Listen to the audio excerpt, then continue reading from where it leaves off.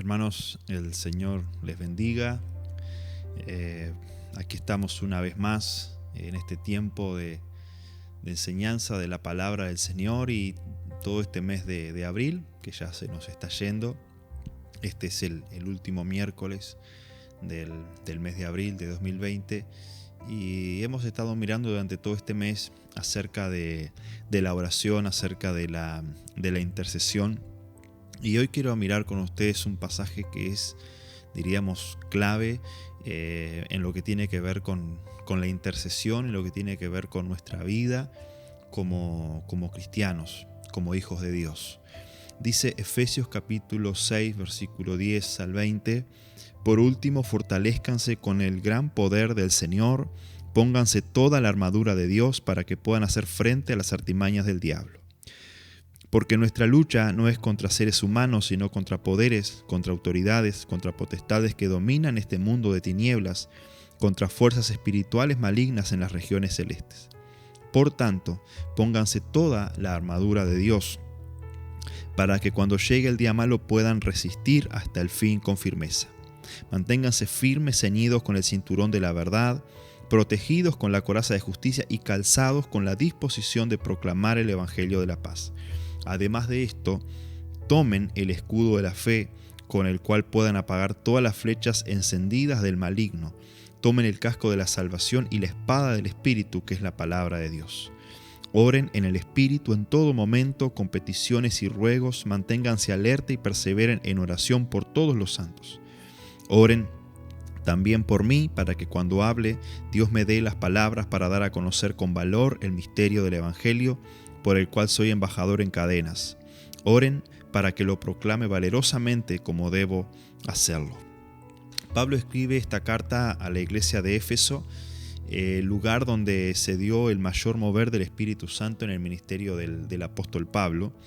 Esto, ¿verdad? Este mover del Espíritu Santo en Éfeso no fue otra cosa que la caída de una potestad que había ahí en Éfeso, que tenía que ver con la diosa Diana, guardiana de toda Asia, como lo reconocían los adoradores de esta potestad, de esta diosa. Y dice, ¿verdad?, que la palabra del Señor dice que los brujos, los hechiceros se convertían así al Señor en masa y quemaban los libros. O sea, hubo una transformación espiritual, hubo un mover espiritual tremendo en Éfeso, donde nos dice el libro de Hechos que desde Éfeso la palabra de Dios llegó a toda Asia por medio del ministerio y la predicación del Evangelio a través del apóstol Pablo. O sea que cuando Pablo le habla a los cristianos de Éfeso en estos términos, los creyentes de Éfeso saben lo que Pablo les está hablando, porque ellos se formaron, vinieron al Señor Jesucristo en medio de una lucha espiritual. Muchos de ellos eran brujos y hechiceros que se habían convertido al Evangelio, y ante ese gran despliegue de poder del Espíritu Santo, tal que dice que paños que habían tocado a Pablo eran llevados a distancia, y esos paños eran puestos sobre personas que estaban endemoniadas, y los espíritus malignos salían de esas personas que eran tocadas por esos paños que habían tocado el cuerpo de Pablo. Algo tremendo, maravilloso y glorioso lo que había sucedido allí en la ciudad de Éfeso. Y con esto quiero decirle, hermanos, que nos dice la palabra del Señor que nosotros estamos inmersos en una lucha espiritual.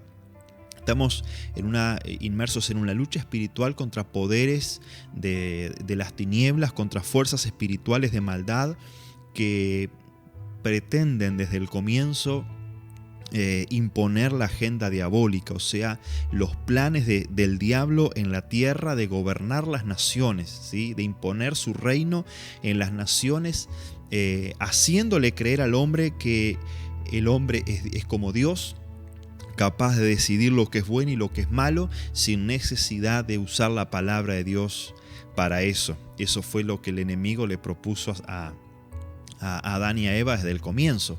Dios le había dicho: esto es lo bueno, esto es lo malo, Pero la serpiente le dice, mire, ustedes sin la necesidad del juicio de Dios, de lo que es bueno y lo que es malo, ustedes pueden ser como Dios y decidir por ustedes mismos qué es lo bueno y qué es lo malo. Y en esa aventura se embarcó el hombre y produjo todo lo que hoy vemos en el mundo, el hombre lejos de Dios, buscando ser el propio Dios de su vida, y mientras el hombre se embarca en esa aventura de creerse el Dios de su propia vida, que decide qué es lo bueno y qué es lo malo, no es otra cosa que un esclavo del pecado a merced del maligno.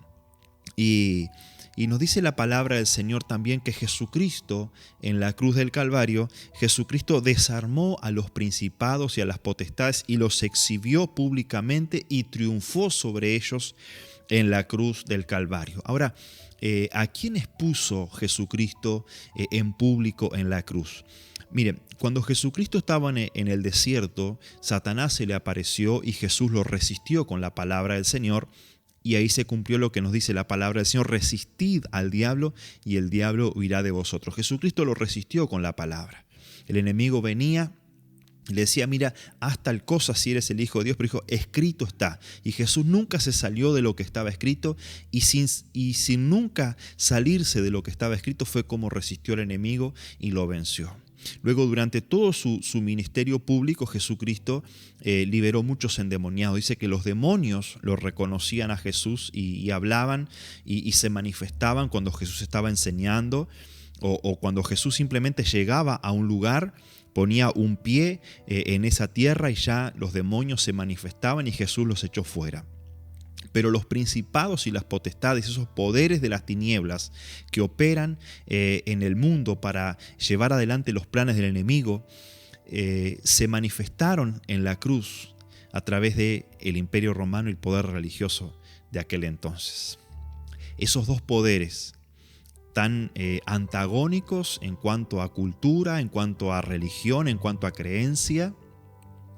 Convengamos que el poder religioso de aquel entonces era monoteísta y el poder imperial, el poder romano, venía de una tradición, de una cultura politeísta donde habían muchos dioses. Es más, los emperadores eran considerados dioses y los judíos, ellos adoraban a un solo Dios. Pero estos dos poderes convergen en un solo propósito: en destruir al Hijo de Dios en la cruz. Y ahí se manifestaron los poderes de las tinieblas y fueron exhibidos públicamente y derrotados por el Señor en la cruz del Calvario.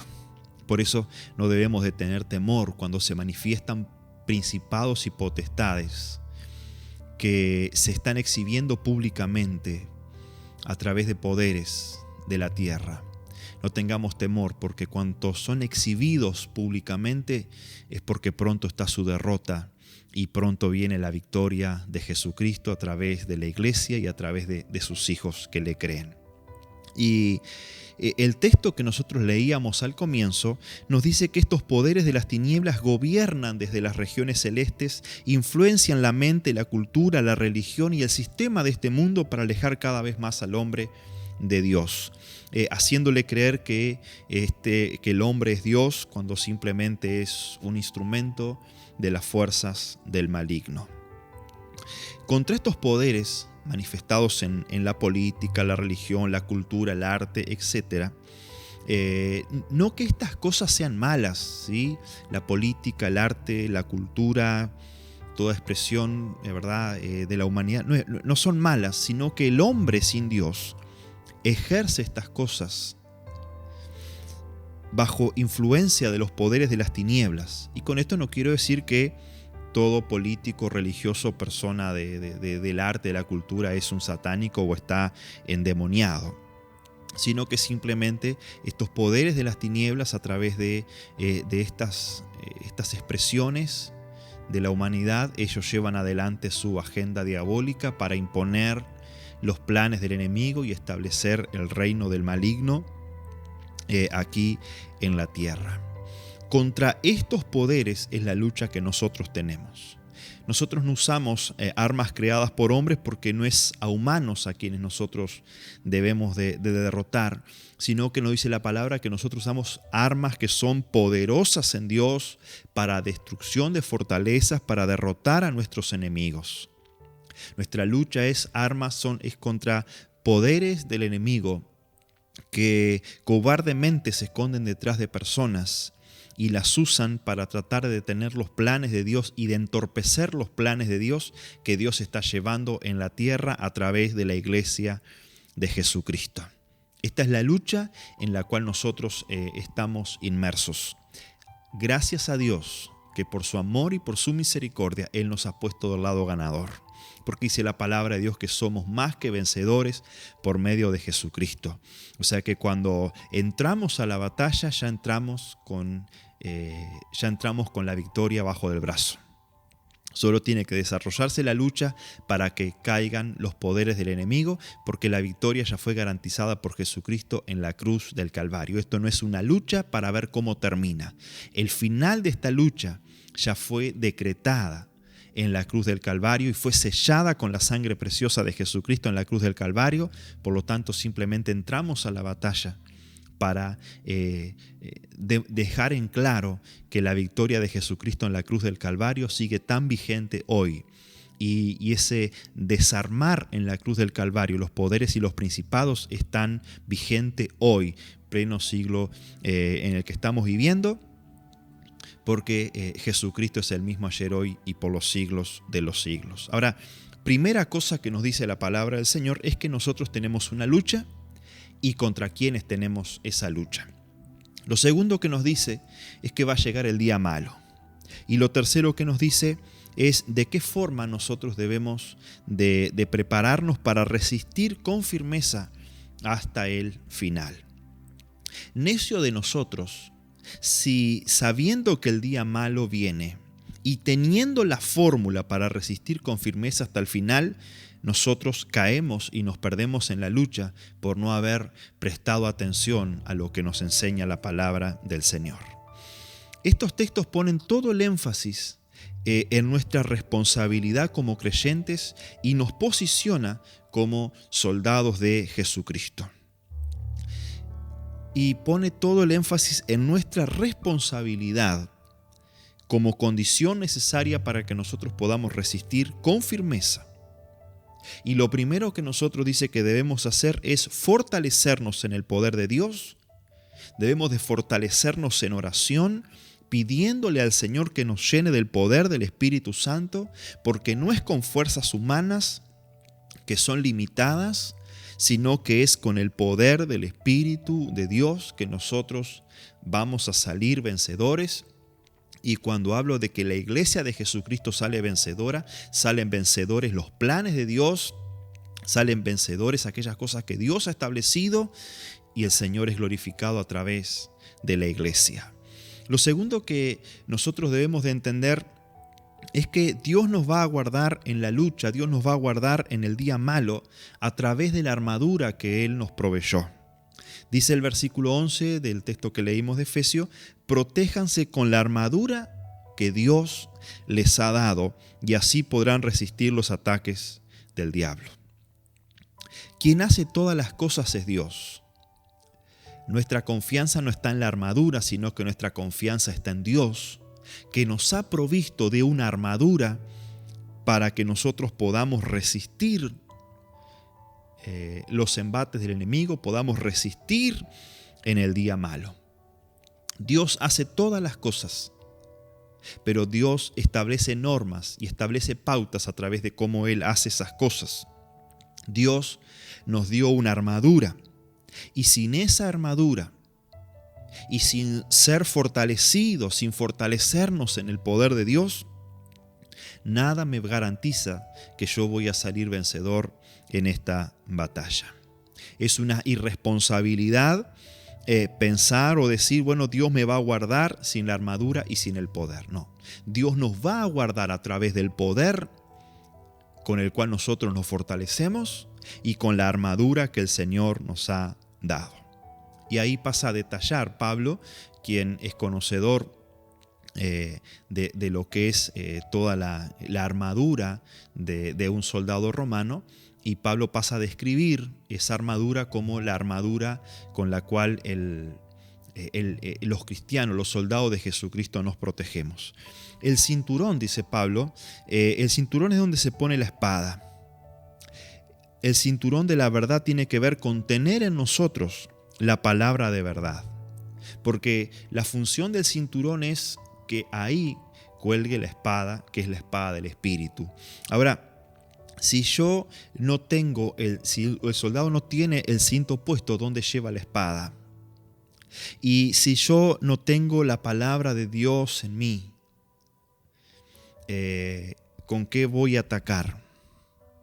Jesús, él enfrentó al diablo en el desierto con la palabra escrita. Jesús no tenía la Biblia en aquel momento, no tenía los rollos en la mano, pero sí tenía la palabra del Padre en su corazón. Y sabe que de nada me sirve que yo tenga la Biblia abierta o que duerma debajo de la almohada con ella como si fuese un amuleto, porque eso no me sirve para nada. Yo tengo que llenarme de la palabra del Señor. Sin el cinturón no hay espada para atacar. Si yo no me lleno de la palabra del Señor, el enemigo va a venir, me va a confundir, me va a engañar y me va a arrastrar. Porque si no tengo el cinto, entonces no tengo dónde llevar la espada del Espíritu. La espada y el cinturón van juntos, por eso es el cinto de la verdad.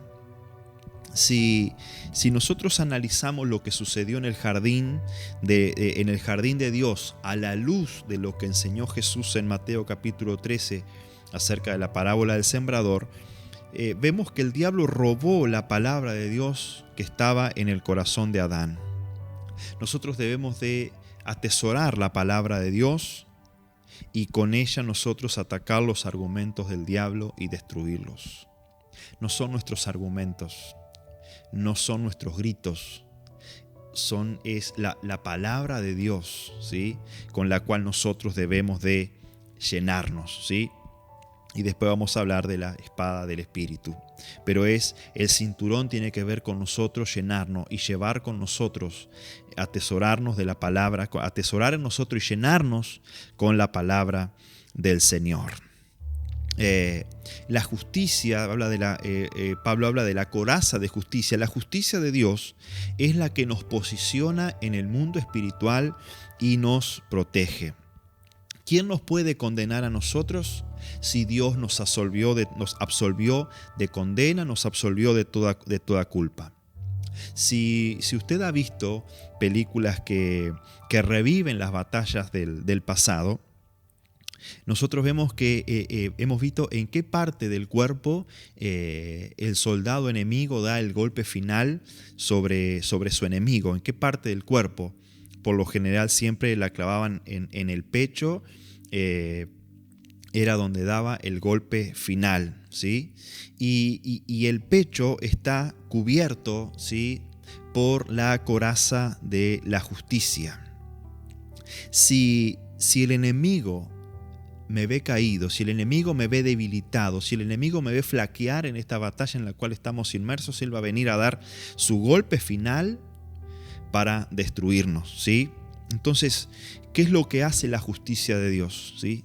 Si yo me he debilitado o he caído, usted se ha debilitado, ha caído en algún pecado, ha estado debilitándose en cuanto a su vida de oración, se ha estado deslizando de la verdad de Dios, el enemigo va a venir para dar ese golpe final, para rematarnos. Ahora, nosotros debemos de recordar que la sangre de Jesucristo sigue vigente para limpiarnos, que la cruz, el sacrificio en la cruz del Calvario fue suficiente para que Dios nos perdone todos nuestros pecados. ¿Qué tengo que hacer? Tengo que volverme al Padre, reconciliarme con Él, pedirle perdón por mis pecados, reconocer dónde estoy, de dónde he caído, qué es lo que he perdido de parte de Dios y correr nuevamente a Él. Y es la justicia de Dios que se reveló por medio de Jesucristo, es la que me va a proteger de que el enemigo venga contra mí y me dé el golpe final para destruirme. Por eso Pablo habla de la coraza de la justicia. Lo que me posiciona en el mundo espiritual como un hijo de Dios es la justicia de Dios, no es mi justicia. No es lo que yo he hecho, no es mi llamado, no es mi ministerio, no es lo que sé, no es lo que he estudiado, no es lo que he orado, sino lo que Jesucristo hizo por mí en la cruz del Calvario. La justicia de Dios revelada a través de Jesucristo, que por la fe me es dada, me es establecida a mi favor, y eso es lo que me posiciona en el mundo espiritual como un soldado de Jesucristo y me prepara para poder enfrentar la batalla y me cubre en el medio de la batalla espiritual. Es la justicia de Dios revelada a través de Jesucristo. Nos dice también la palabra del Señor, Pablo habla acerca de el Evangelio de la paz, y se lo quiero leer en este versículo 15. Yo se lo quiero leer en la Nueva Traducción Viviente, que dice así: pónganse como calzado la paz que proviene de la buena noticia, a fin de estar completamente preparados. La mayoría de las versiones dicen calzados con el apresto del Evangelio de la paz, pero esta versión, que me gusta más por el contexto en el cual viene hablando, me parece más aplicable a este contexto, dice: pongámonos como calzado la paz que proviene de la buena noticia, o sea, la paz que proviene del Evangelio, la paz que proviene de estar reconciliado con Dios por medio de Jesucristo. Los esclavos en la antigüedad no usaban sandalias, pero el soldado sí. ¿Por qué? Porque el soldado necesitaba, no podía escalar, no podía cruzar por terrenos pedregosos, no podía pasar por tantos terrenos difíciles descalzo. Él tenía que tener algo que le diera firmeza, que le diera solidez, que no tuviera que por ahí debilitarse o tropezar porque estaba descalzo, sino que él debía de tener sus pies cubiertos para pisar firme en medio de la batalla. Y esta es la certeza que nosotros tenemos. Tenemos paz con Dios. Estamos en paz con Dios. Y cuando nosotros sabemos que estamos en paz con Dios, con el Creador, con el que nos dio la vida, con aquel que creó todas las cosas, cuando nosotros estamos en paz con aquel que tenía todo el poder y todos los argumentos para condenarnos eternamente en el infierno, ahora tenemos paz con Él por medio de Jesucristo. No importa cuántos enemigos sean, no interesa cuáles sean las estrategias y los poderes del enemigo. Si estamos en paz con Dios, si Él está con nosotros, estamos reconciliados con Él, ¿qué obra del maligno podrá prosperar? Esa es la certeza que nos da la paz de Dios, el tener paz con Dios por medio de Jesucristo. Él está con nosotros, nosotros estamos con Él. Podemos avanzar con paso firme, porque si el Todopoderoso está con nosotros, ¿quién podrá prosperar? ¿Qué poder de las tinieblas podrá prosperar contra nosotros en la lucha si el Todopoderoso va con nosotros? Es la certeza que nos da el poder avanzar tranquilos. El esclavo debía de mirar por donde caminaba, por donde ponía sus pies, porque podía pisar una piedra y lastimarse. El soldado no, el soldado podía avanzar con paso firme porque sabía que sus pies estaban cubiertos, y si pisaba una piedra de punta, sus pies no se iban a lastimar porque estaban cubiertos por ese calzado de cuero.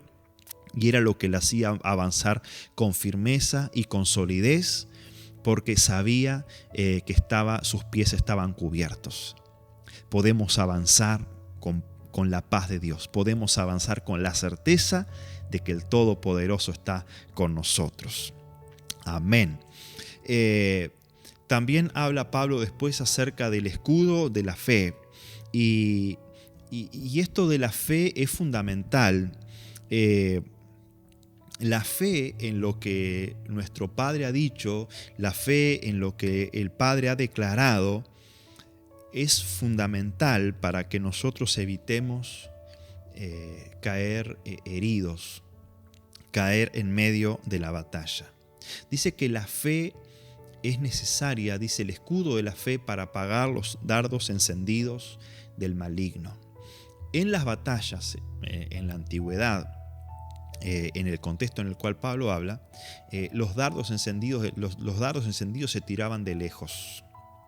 Cuando por ahí los ejércitos menos esperaban, veían venir un montón de flechas encendidas y si no estaban preparados con sus escudos, esas flechas les caían encima, los mataban, morían calcinados. Los dardos encendidos no era en la lucha cuerpo a cuerpo, sino que los soldados debían llevar el escudo, porque en cualquier momento podían caer flechas encendidas y ya debilitarlos y hacerles una baja importante a los ejércitos enemigos. Lo que se buscaba con los dardos encendidos era tomar por sorpresa al ejército enemigo y causar un estrago, causar bajas importantes entre los soldados enemigos si los tomaban distraídos. Por eso los soldados llevaban el escudo. También llevaban después la adarga, que la adarga es un escudo más pequeño que era para combatir cuerpo a cuerpo, pero el escudo era un escudo grande, pesado, que los cubría cuando los dardos incendiados eran tirados por parte del enemigo desde un lugar lejano donde no se podía ver. Y esto tiene que ver, hermanos, nos habla de que nosotros muchas veces en la vida esos dardos incendiados del enemigo nos toman por sorpresa. No es el momento en el cual batallamos cuerpo a cuerpo, donde estamos firmes, porque sabemos que estamos luchando. No, los dardos encendidos vienen cuando nosotros menos nos imaginamos. Nos agarra con la guardia baja, como se dice comúnmente. De la persona que menos lo esperamos. En el momento que menos lo esperamos, viene una palabra. Viene un mensaje, una llamada, alguien nos dice algo que si nos agarra con la guardia baja, si no tenemos el escudo de la fe, esa palabra que nos dice nos hace dudar, nos hace titubear en la fe y ya nos hace perder en la batalla. Por eso que necesitamos tener el escudo de la fe, tenemos que tener la fe firme. Porque en el momento menos esperado viene ese dardo. Y por eso tenemos que tener la fe, siempre en la mano. La fe siempre a la mano, cerca. La certeza, no, esto dice mi Padre en su palabra. Y si mi Padre dice esto en su palabra, no interesa quién me lo diga, no interesa el afecto que le puedo tener a esa persona, no interesa el afecto que esa persona puede tener hacia mí, pero si esto dice la palabra del Señor, me voy a afirmar en lo que dice la palabra del Señor. Y si esta otra persona me dice esto otro, el caso fue el que le pasó a Jesús. Jesús amaba a Pedro y Pedro amaba a Jesús. Pero Pedro vino a decirle a Jesús: Señor, no vayas a la cruz, evita tener que pasar por la cruz. Jesús, quien tiene el escudo de la fe, le dice: apártate de mí, Satanás, me eres tropiezo, porque no pones la mira en las cosas de Dios, sino en las cosas de los hombres. Y a veces la persona, por un afecto o un cariño que nos pueda tener, nos puede tirar un dardo encendido del maligno y hacernos dudar. Y ya debilitarnos en la fe. Esos son los dardos encendidos del maligno. Cuando no lo esperábamos, de quien menos lo esperábamos. Y esto no es que vamos a culpar a la persona. Jesús fue directamente a Satanás, le dijo: apártate de mí, Satanás. Jesús amaba a Pedro, pero entendió que Satanás estaba aprovechando del afecto y del cariño que Pedro le tenía a Jesús para darle un consejo a Jesús, que si Jesús lo hubiese escuchado, hoy estaríamos todos perdidos, todos acabados. Pero Jesús, con su fe firme, con su confianza firme en lo que él sabía que había venido a hacer, él identificó ese dardo del enemigo y se protegió con la fe, con la confianza en lo que el Padre había dicho y en lo que él estaba haciendo para el Padre. Así también nosotros debemos de identificar esos dardos encendidos del enemigo y apagarlos con la fe. No, está todo bien, pero esto me dice la palabra del Señor y yo voy a confiar en lo que dice la palabra del Señor. Si tu consejo, si tus palabras no van acorde a la palabra del Señor, me amarás mucho, yo te amo mucho, pero la palabra del Señor está por encima de toda otra palabra y de todo otro afecto, porque nadie tiene un amor más grande por mí que el que Jesucristo me manifestó en la cruz del Calvario. porque Jesucristo dijo, no hay amor más grande que este que poner la vida por sus amigos. Pero Jesús nos manifestó un amor mucho más grande, que es poner su vida por sus enemigos que éramos nosotros. Porque éramos enemigos de Jesucristo por nuestras acciones, éramos enemigos de Dios por nuestra conducta, nuestros pecados, pero Dios envió a Jesucristo su Hijo a morir por nosotros. O sea que nadie tiene un amor más grande por mí que el que tiene mi Dios, que el que tiene mi Padre. Y si mi Padre me dice algo, entonces eso es amén, eso es punto final, y voy a aceptar un consejo, voy a aceptar una palabra, siempre que venga en la dirección de la palabra del Señor. Por eso, cuando viene el dardo encendido del enemigo, cuando menos lo esperamos, nosotros debemos de tener la certeza. Nuestra fe, nuestro escudo, lo que nos protege es lo que está escrito. Y lo que Jesucristo dijo en la cruz del Calvario, todo se ha cumplido en la persona de Jesucristo, ¿sí? Entonces, si todo se ha cumplido en Jesucristo, si esto está escrito y yo me paro en eso, esa confianza, esa certeza en lo que está escrito, en lo que Jesucristo hizo por mí, es lo que va a volver inútil ese dardo de fuego del enemigo. Pablo también habla acerca del casco de la salvación. Sabe que para un soldado era muy importante, bueno, cada parte de la armadura para un soldado era importante. Pero el casco el casco en el mundo espiritual, ¿sí? Tiene que ver, ¿verdad?, con cubrir nuestros pensamientos, con cubrir nuestra visión, con cubrir nuestra dirección en la vida, con la salvación que nosotros hemos recibido. Pedro dice en su segunda carta, dice que quien no desarrolla las virtudes de las que Pedro habla, dice que es una persona corta de vista y ha olvidado que fue limpiado de sus pecados.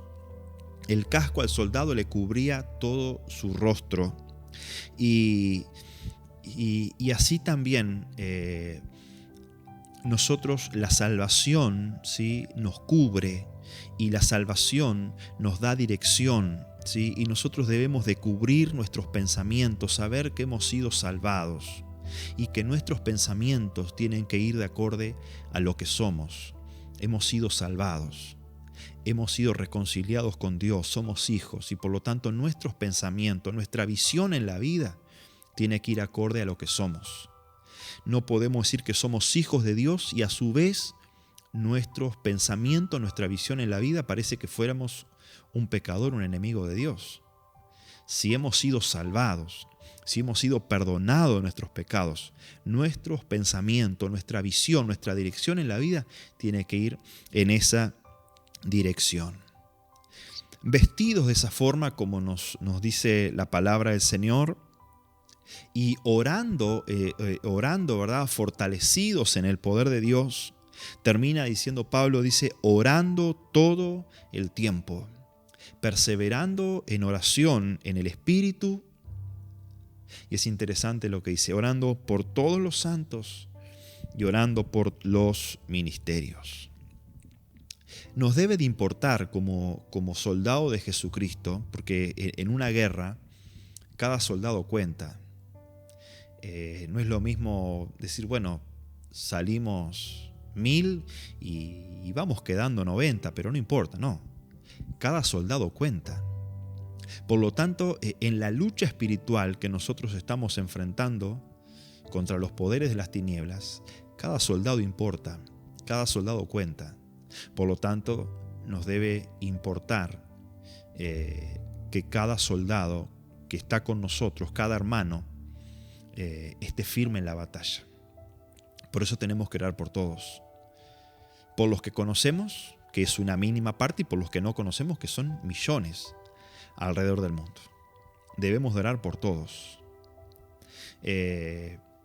Orar por aquellos que por ahí tenemos cierta afinidad, porque pensamos igual en ciertas cosas, y aún por aquellos hermanos que por ahí no pensamos de la misma forma en algunos aspectos, pero que es mi hermano y que me debe interesar que mi hermano esté bien y dejar de lado aquellas cosas con las cuales por ahí no estamos tan de acuerdo. Yo tengo un pastor amigo y que gracias a Dios, conquistamos cosas juntos. Ahora él no está acá en Uruguay, pero es un pastor amigo y él no cree mucho en el mover profético. Yo sí creo. Y sin embargo, somos amigos, nos escribimos y mantenemos una linda relación y conquistamos cosas juntos para el reino, a pesar de que en algún punto pensábamos diferente. Pero ese pensar diferente no me hace a mí menor ni a él menor, no me hace a mí mayor ni a él mayor, simplemente somos diferentes. Pero sí, aunque él piensa diferente que yo en algún aspecto, yo necesito que él esté bien, porque él es soldado del mismo ejército. Por lo tanto, tengo que orar por él, tengo que bendecirlo y tengo que orar por él, que él esté fortalecido y que esté con toda la armadura peleando la batalla, porque en lo que mi hermano gana, gano yo también. En lo que mi hermano avanza, avanzo yo también. Y en lo que mi hermano pierde, yo también pierdo, aunque parezca que no. Por eso la oración tiene que ser por todos los santos. Y también dice Pablo, orando por mí para que yo pueda dar a conocer el misterio del Evangelio. Pablo estaba preso en ese momento por predicar el Evangelio. Cada ministro del Evangelio nos enfrentamos a luchas, a dificultades. A veces estamos impedidos o con impedimentos del enemigo que viene para tratar de detenernos. Y por eso debemos orar por cada ministerio, por cada ministro. Que a los ministros les vaya bien en la predicación de la palabra, en la tarea que se les encomendó como ministros del Evangelio, que nos vaya bien. No solamente a su pastor, a todos. Porque en lo que a una congregación le va bien, nos va bien a todos. Por eso que tenemos que orar por todos los santos, por todos los ministerios. Que nos vaya bien en la tarea que se nos ha encomendado. Que el Señor nos ayude y todo impedimento que se levanta contra el enemigo, que se levanta de parte del enemigo contra nosotros, caiga, se debilite, no prospere, sino que prospere la batalla en la cual estamos nosotros peleando, la victoria prospere, la victoria de Cristo prospere, que prospere la iglesia, que prosperen los ministerios, que prosperen los santos en la batalla, porque en definitiva dice Daniel que al final de los tiempos el reino le será dado a los santos, así que la victoria ya está asegurada, pero necesitamos fortalecernos en el poder de Dios. Estar preparados para la batalla, orando todo el tiempo por todos los santos y por todos los ministerios. Amén. Padre, gracias por tu palabra. Gracias porque tu palabra nos enseña, nos alienta, nos corrige y en este caso nos desafía, Padre, para ser soldados. Soldados preparados, fortalecidos, bien preparados para enfrentar la batalla, oh Dios. Padre, tú nos recuerdas que viene el día malo, Dios, y estamos en ese día malo de tener que enfrentar una lucha más recia, más fuerte contra los poderes de las tinieblas. Pero gracias, Padre, porque la victoria ya fue asegurada por Jesucristo en la cruz del Calvario. Te damos gracias, Padre. Bendito Dios, te pedimos, oh Dios, confiando en tu palabra, creyendo tu palabra, Dios, te pedimos que nos ayudes a ser responsables en fortalecernos en tu poder y en prepararnos con toda la armadura para resistir hasta el final y que ninguno caiga, que ninguno se debilite, sino que resistamos firmes hasta el final. Gracias, Padre, porque ya la sangre preciosa de Jesucristo nos garantizó la victoria. Te damos gracias, oh Dios. Gracias, Padre, porque cuando termine la batalla, oh Dios, habrán cambiado muchas cosas. Bendito Señor. Los que se creen ganadores, esos poderes de las tinieblas que se creen fuertes y vencedores, estarán derrotados. Y nosotros que muchas veces quizás nos sentimos cansados, agobiados, seremos los que estamos en la cima, en la victoria. Bendito Dios, te damos gracias. Gracias, Padre, porque se cumplirá lo que está escrito, Señor, que reinaremos juntamente con Jesucristo. Gracias te damos, Padre, por habernos elegido para estar reinando juntamente con Jesucristo. A ti el honor, a ti la gloria y a ti la alabanza por este llamado tan maravilloso que nos has hecho, Dios. Bendito Dios sea sobre tu pueblo tu bendición. Y esta tu palabra, oh Dios, no vuelva a ti vacía, sino que haga la obra para la cual fue enviada a nosotros. En el nombre de Jesús, amén y amén. El Señor les bendiga, hermanos.